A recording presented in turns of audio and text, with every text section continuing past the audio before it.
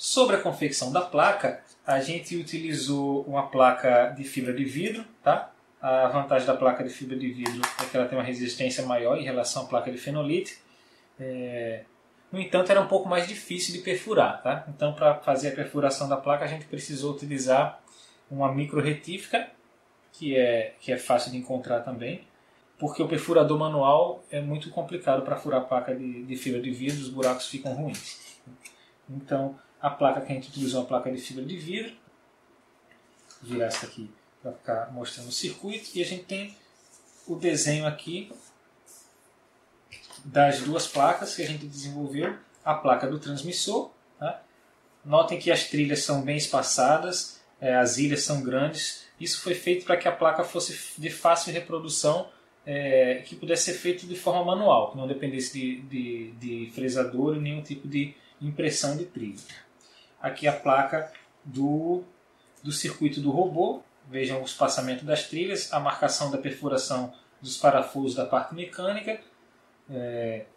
Toda a disposição, todas as trilhas têm um espaçamento entre elas e são bem grossas para facilitar a parte de confecção. Tá? Então, com esse desenho, todos os arquivos de desenho da placa vão estar disponibilizados no site. Tá? Com esse desenho, uma pessoa pode fazer a placa simplesmente utilizando uma caneta de desenhar de circuito e fazer na mão. Dá um pouco de trabalho, mas dá para ser feito manual. A gente testou com pessoas que não têm experiência de desenvolvimento de placa e o resultado saiu bem interessante. Tá? Um outro detalhe importante na placa é que, além da marcação das furações necessárias para passar os parafusos da estrutura mecânica, tem as duas marcações de corte que tem que ser feito para passar os fios, que vão passar os fios tanto da alimentação quanto o fio de acionamento dos motores. Tá? Esses cortes podem ser feitos utilizando qualquer método, da escolha de vocês. A gente utilizou para fazer o corte uma esmerilhadeira angular. Bom, apesar de poder ser desenhado com caneta, a gente optou por um método um pouco mais simples do ponto de vista de desenho, que requer uma menor precisão manual, que é um método utilizando papel adesivo. Tá?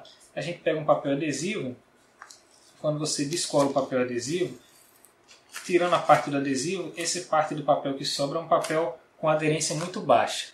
Então a gente utiliza uma impressora toner e imprime o desenho do circuito da placa nessa parte do papel. Depois que imprime nessa parte do papel, a gente coloca esse papel com a impressão em cima da placa e passa ferro em cima. Quando aquece o papel, o toner solta do papel, porque a aderência é baixa, e garra na placa. Essa é uma técnica comum, né? Já é bastante utilizada para desenho de placa de circuito impresso. Ela pode requerer alguns ajustes no desenho final da placa, mas em geral a transcrição do desenho da placa do papel para a placa ele é muito boa. Tá? A gente vai disponibilizar na documentação final alguns links de vídeos ensinando a utilizar essa técnica de passar ferro. Bom, é isso, tá? Esse é o desenho da nossa placa, a parte de eletrônica. Mais detalhes sobre a construção da placa, componentes e posicionamento dos componentes vão estar na documentação lá no nosso site. Um último detalhe é que esse desenho da placa que está aqui, que é o que vocês estão vendo, ele é feito para esse radinho, tá? Que é a placa de radinho que a gente comprou na SparkFun. Tá? Por ser importado, esse radinho é um pouco mais caro de comprar, tá? Essa placa do jeito que ela está aqui.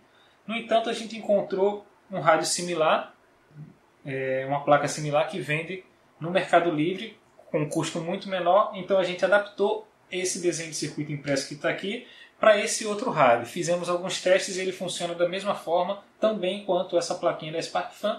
Então, no site vai ter, na documentação, os dois modelos de placa de circuito para o robô. É importante salientar que durante a competição a gente utilizou o radinho da SparkFun com essa configuração e não tivemos nenhum problema de comunicação, mesmo a área da competição estando com sinal poluído por várias equipes utilizando rádios similares aos nossos, na mesma frequência de 2.4 GHz, e a gente ainda assim não teve nem que utilizar a opção de troca de canal. A gente sempre trabalhou no mesmo canal durante toda a competição e não tivemos nenhum problema de comunicação, tá? Que é muito importante para essa modalidade de futebol de robô. Tá? É isso, essa foi a nossa parte de eletrônica. Até mais.